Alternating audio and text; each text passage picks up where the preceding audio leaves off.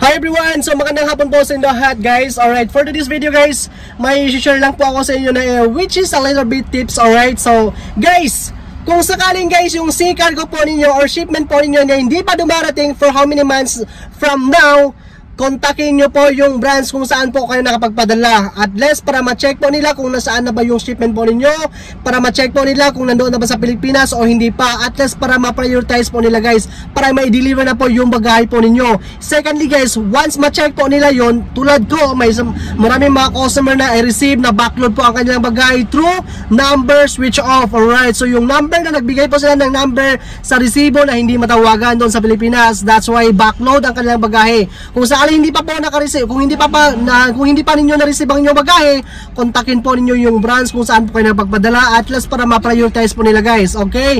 And then secondly guys, okay, please reminder lang po sa aking mga customer, kung magpadala po tayo ng ng mga bagahe, alright, paki-make sure lang po yung numbers, dahil yung numbers po yung pinaka-importante guys, okay? Otherwise, kung magbigay po tayo ng 2, 3, 4, pwede, okay, mas maganda yon, para at least kung hindi matawakan yung isa, matawakan yung isa, kung hindi matawakan yung isa, matawakan yung isa, at least tuloy-tuloy po yung delivery po ng ating mga bagahe. So tulad doon, recently, I received some email from the branch na Philippines na sabi nila, sir, backload yung mga bagahe na to dahil yung number nakalagay doon sa resibo, di matawagan, switch off. So sayang, instead opportunity na i-deliver sana doon, papunta na sa i-deliver sana to the consignee, at least para ma-receive na, but unfortunately naka-switch off yung number, so backload, so i-reschedule ulit for delivery. So ayun guys, please make sure na yung number na may provide po ninyo guys na which is active po guys, okay, na active na pwede matawagan, okay?